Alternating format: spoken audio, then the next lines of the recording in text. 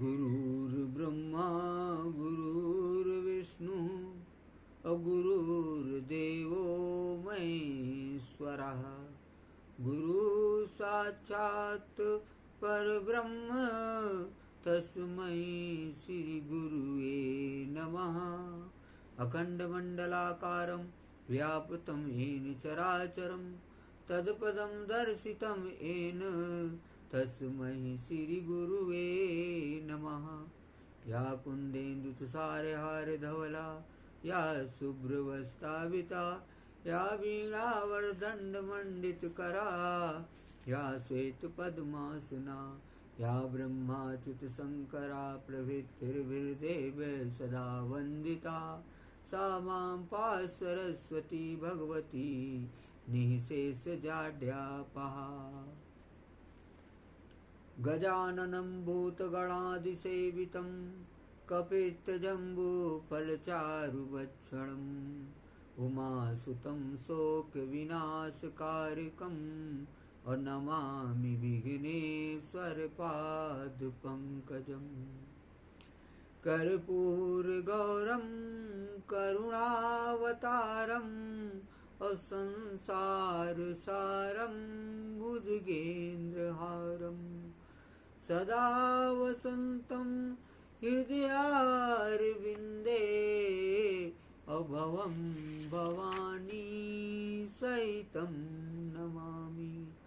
सशङ्खचक्रं सकिरीटकुण्डलम् अशापितवस्त्रं सरसीरुहेक्षणम् सारवक्ष स्थलकौस्तुभश्रियं नमामि अविष्णुं शिरसा चतुर्भुजम्। ॐ जयन्ती मंगला काली अभद्रकाली कपालिनी अदुर्गा क्षमा शिवा धात्री स्वाहा स्वधा नमोस्तुते। या देवी सर्वभूतेषु शक्तिरूपेण संस्थिता नमस्तस्यै नमस्तस्यै नमस्तस्यै नमो नमः। अनीलाम्बुजश्यामल कोमलाङ्गम् असीतासमारोपितवामभागम् पाणो महासायकचारुचापं नमामि रामं रघुवंशनाथम्। मनोजवं मारुततुल्यवेगम् अजितेन्द्रियं बुद्धिमतां वरिष्ठं वातात्मजं वानरयूथमुख्यं श्रीरामदूतं शरणं प्रपद्ये। श्रीरामदूतं शरणं प्रपद्ये। वंशी विभूषित करान्नवनीरदाभात् पीताम्बरा दरुणबिम्ब फलाधरोष्टात् पूर्णेन्दुसुन्दर मुखादरविन्दनेत्रात् अकृष्णात् परं किमपि तत्त्वमहं न जाने। ॐ भूर्भुवः स्वः तत्सवितुर्वरेण्यं भर्गो देवस्य धीमहि धियो यो न प्रचोदयात्। ॐ त्र्यम्बकं यजामहे सुगन्धिं पुष्टिवर्धनम् उर्वारुकमिव बन्धनान् मृत्योर्मुचीयमामृतात्। ॐ जातवेदस्य शृण्वां सोमरातियतो नीतिहेतुवेदासाना वर्षसुर्गान् विश्वा नायो सिन्धुं दुर्ता त्यग्निः। ओम। ये 100 अक्षर की गायत्री है जिसमें गायत्री महामंत्र, मृत्युंजय महामंत्र और देवी जी का दिव्य मंत्र साथ में आता है। मिलकर के 100 अक्षर की गायत्री होती है और भूर्भुवः स्वः रहतियों को नहीं जोड़ा जाता है इसमें। लोक गायत्री मैया की जय। ओम राम रामेति रामेति रमे रामे मनोरमे असहस्रनाम तातुल्यम राम नाम वरानने। आकाश तारक लिंगे पाताल हाटकेश्वर मृत्युलोके महाकाले लिंग त्रय नमोस्तुते। ओम महाकालेश्वराय नमः। ओम श्री महाकालेश्वराय नमः। ओम हंसा सोहम हंसा शिवा हंसा शिवा सोहम शिवोहम शिवोहम शिवोहम शिवो भूत्वा शिवमजेत। समकरोति शंकरः, कल्याण करने वाले शंकर हैं। हे राधे वृषभानुभूप तने गंधर्विके राधिके, हे कृष्णानन पंकज भ्रमरिके कृष्ण प्रिय माधवी। हे वृंदावन नागरी गुणनिधे दामोदर प्रेयसी, हे श्री ललितादिके प्रिय सखी प्राणादिके। पाहि मां शरणागतम पाहि मां शरणागतम पाहि मां शरणागतम। श्री कृष्णाय वयम नमः। श्री कृष्णा शरणम मम। हे चक्रधर हे चक्रपाण हे चक्र युद्धधारी, ओम सुदर्शन चक्राय नमः।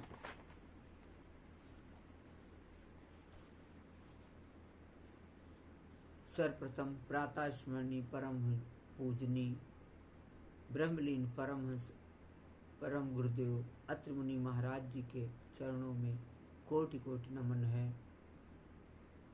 उपरांत सनातन धर्म सम्राट ब्रह्मलीन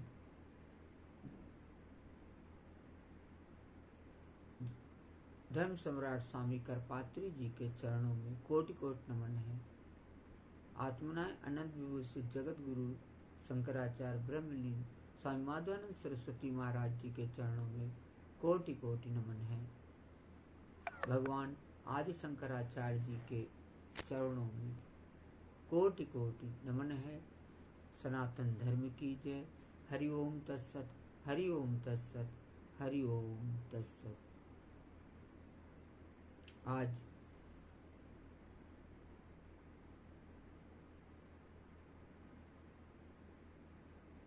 फिर मैं अपने उसी कार्यक्रम को बढ़ाने के लिए आप लोगों से हमारा संकल्प था कि संपूर्ण श्रीमद् भागवत कथा मैं फेसबुक पे लाइव आ करके या यूट्यूब में वीडियो बना करके आप लोगों को सुनाऊंगा। उसी श्रृंखला में कुछ दिन विराम होने के बाद आज मैं फिर आप लोगों के सामने उपस्थित हुआ हूँ। बड़ी ही दिव्य कथा लेकर के मैं आज आपके सामने आया हूँ। श्रीमद् भागवत महापुराण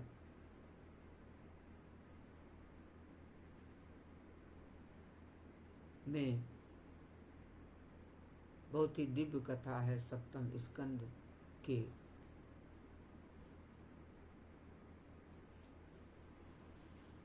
6ठे अध्याय में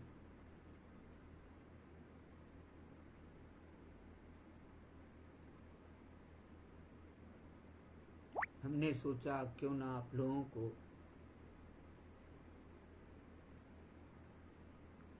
इस परम पवित्र पावन और मोक्ष की प्राप्ति रूपी या भगवान मोक्ष से बढ़कर भगवान के प्राप्ति रूपी कथा को क्यों ना आपको सुनाया जाए।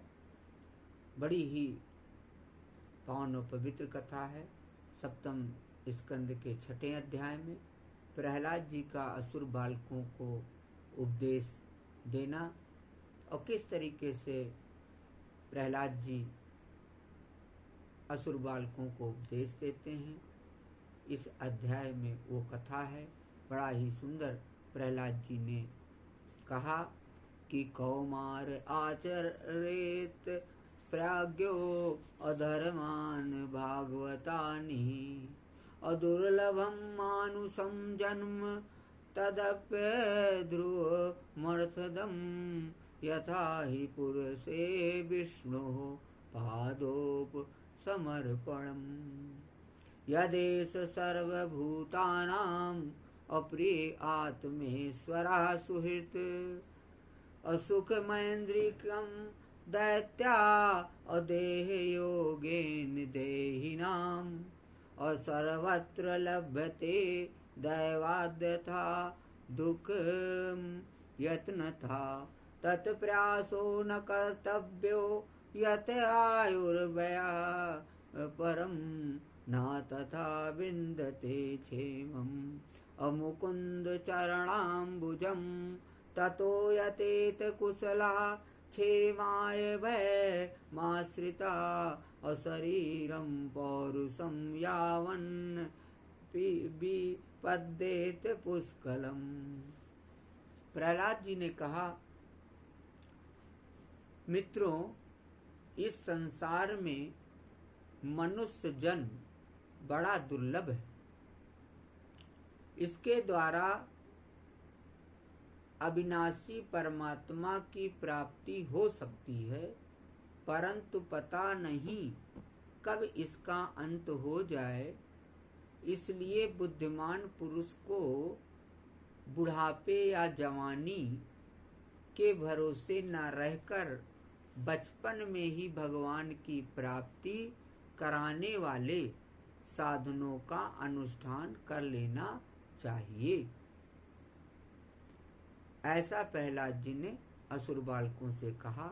और आगे प्रहलाद जी कहते हैं, इस मनुष्य जन्म में श्री भगवान के चरणों की शरण लेना ही जीवन की एकमात्र सफलता है, क्योंकि भगवान समस्त प्राणियों के स्वामी, सुहृद, प्रियतम और आत्मा है। भाइयों, इंद्रियों से जो सुख भोगा जाता है वह तो चाहे जिस योनि में रहे, प्रारब्ध के अनुसार सर्वत्र वैसे ही मिलता रहता है। जैसे बिना किसी प्रकार का प्रयत्न किए निवारण करने पर भी दुख मिलता है। इसलिए सांसारिक सुख के उद्देश्य से प्रयत्न करने की कोई आवश्यकता नहीं है, क्योंकि स्वयं मिलने वाली वस्तु के लिए परिश्रम करना आयु और शक्ति को व्यर्थ गंवाना है। जो इनमें उलझ जाते हैं उन्हें भगवान के परम कल्याण स्वरूप चरण कमलों की प्राप्ति नहीं होती। हमारे सिर पर अनेकों प्रकार के भय सवार रहते हैं, इसलिए यह शरीर जो भगवत प्राप्ति के लिए पर्याप्त है, जब तक रोग शोकादिग्रस्त होकर मृत्यु के मुख में नहीं चला जाता, तभी तक बुद्धिमान पुरुष को अपने कल्याण के लिए प्रयत्न कर लेना चाहिए।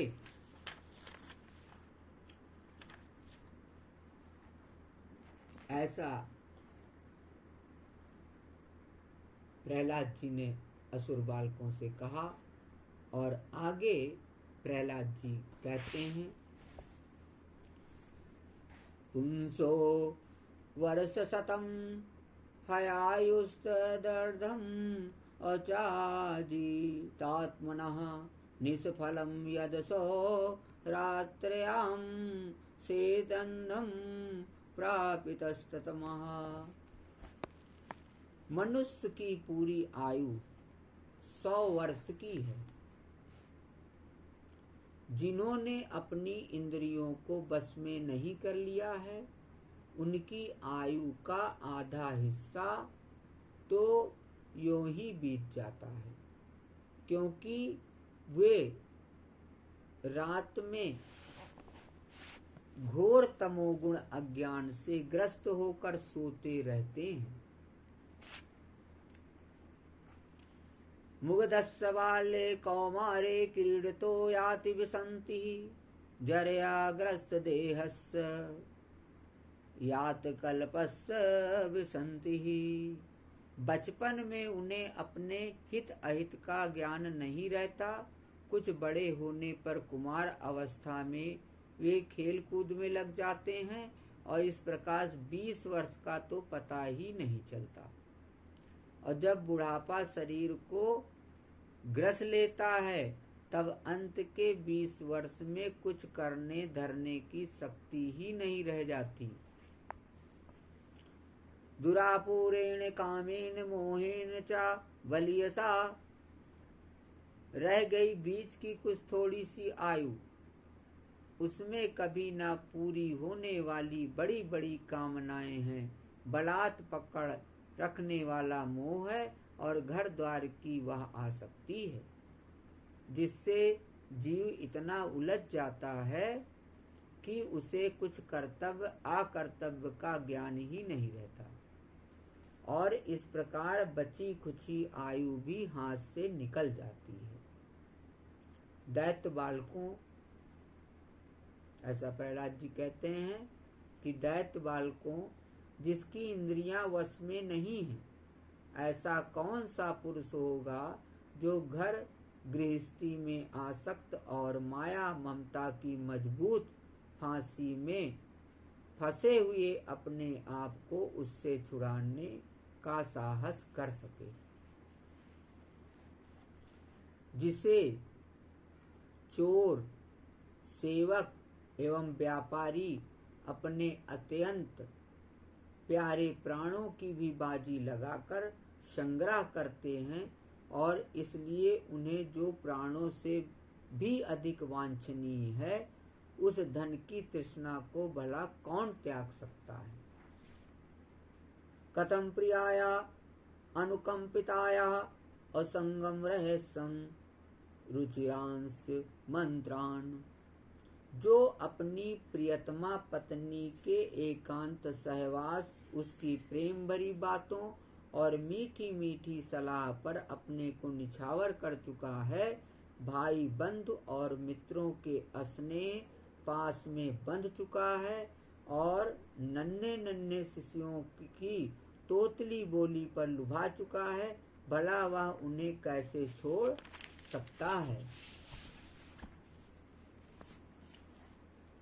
जो अपनी ससुराल गई हुई प्रिय पुत्रियां और पुत्रों, भाई बहनों और दीन अवस्था को प्राप्त पिता माता बहुत सी सुंदर सुंदर बहुमूल्य सामग्रियों से सजे हुए घरों, कुल परंपरागत जीविका के साधनों तथा पशुओं और सेवकों के निरंतर स्मरण में रंग गया है, वह भला उन्हें कैसे छोड़ सकता है। जो जन्नेन्द्रिय और रसेंद्रिय के सुखों को ही सर्वस्व मान बैठा है, जिसकी भोग वासनाएं कभी तृप्त नहीं होती, जो लोभवश कर्म पर कर्म करता हुआ रेशम के कीड़े की तरह अपने को और भी कड़े बंधन में जकड़ता जा रहा है और जिसके मोह की कोई सीमा नहीं है, वह उनसे किस प्रकार विरक्त हो सकता है और कैसे उनका त्याग कर सकता है। यह मेरा कुटुंब है, इस भाव से उसमें वह इतना रम जाता है कि उसी के पालन पोषण के लिए अपनी अमूल्य आयु को गंवा देता है और उसे यह भी नहीं जान पड़ता कि मेरे जीवन का वास्तविक उद्देश्य नष्ट हो गया है। भला इस प्रमाद की भी कोई सीमा है। यदि इन कामों में कुछ सुख मिले तो भी एक बात है, परंतु यहाँ तो जहाँ जहाँ वह जाता है वहीं वहीं दैहिक दैविक और भौतिक ताप उसके हृदय को जलाते ही रहते हैं, फिर भी वैराग का उदय नहीं होता। कितनी विडंबना है। कुटुंब की ममता के फेर में पड़कर वह इतना असावधान हो जाता है, उसका मन धन के चिंतन में सदा इतना लवलीन रहता है कि वह दूसरे का धन चुराने, लौकिक पारलौकिक दोषों को जानता हुआ भी कामनाओं को वश में न कर सकने के कारण इंद्रियों के भोग की लालसा से चोरी कर बैठता है। भाइयों, जो इस प्रकार अपने कुटुंबियों के पेट पालने में ही लगा रहता है, कभी भगवत भजन नहीं करता। वह विद्वान हो तो भी उसे परमात्मा की प्राप्ति नहीं हो सकती, क्योंकि अपने पराये का भेदभाव रहने के कारण उसे भी अज्ञानियों के समान ही तमः प्रधान गति प्राप्त होती है। यतो न कश्चित् क्वच कुत्रचिद्वा दीना सामात्मान मलं समर्थः विमोचितुं कामदृशां विहार क्रीडा मृगो यन्निगडो विसर्गः। जो कामनियों के मनोरंजन का सामान उनका क्रीडा मृग बन रहा है और जिसने अपने पैरों में संतान की बेड़ी जकड़ ली है, वह बेचारा गरीब चाहे कोई भी हो, कहीं भी हो, किसी भी प्रकार से अपना उद्धार नहीं कर सकता। इसलिए भाइयों, तुम लोग विषयासक्त दैत्यों का संग दूर से ही छोड़ दो और आदिदेव भगवान नारायण की शरण ग्रहण करो, क्योंकि जिन्होंने संसार की आसक्ति छोड़ दी है उन महात्माओं के वे ही परम प्रियतम परम गति हैं। मित्रों, भगवान को प्रसन्न करने के लिए कोई बहुत परिश्रम या प्रयत्न नहीं करना पड़ता, क्योंकि वे समस्त प्राणियों के आत्मा हैं और सर्वत्र सबकी सत्ता के रूप में स्वयं सिद्ध वस्तु हैं। ब्रह्मा से लेकर तिनके तक छोटे बड़े समस्त प्राणियों में, पंचभूतों से बनी हुई वस्तुओं में, पंचभूतों में, सूक्ष्म तन मात्राओं में, महतत्व में, तीनों गुणों में और गुणों की साम्यावस्था प्रकृति में एक ही अविनाशी परमात्मा विराजमान है। वे ही समस्त सौंदर्य, माधुर्य और ऐश्वर्यों की खान है। वे ही अंतर्यामी दृष्टा के रूप में हैं और वे ही दृश्य जगत के रूप में भी हैं। सर्वथा अनिर्वचनीय तथा विकल्प रहित होने पर भी दृष्टा और दृश्य, व्याप और व्यापक के रूप में उनका निर्वचन किया जाता है। वस्तुतः उनमें एक भी विकल्प नहीं है। वे केवल अनुभव स्वरूप, आनंद स्वरूप एकमात्र परमेश्वर ही हैं। गुणमयी सृष्टि करने वाली माया के द्वारा ही उनका ऐश्वर्य छिपा रहता है। इसके निमित्त होते ही उनके दर्शन हो जाते हैं। श्री कृष्ण गोविंद हरे मुरारे, हे नाथ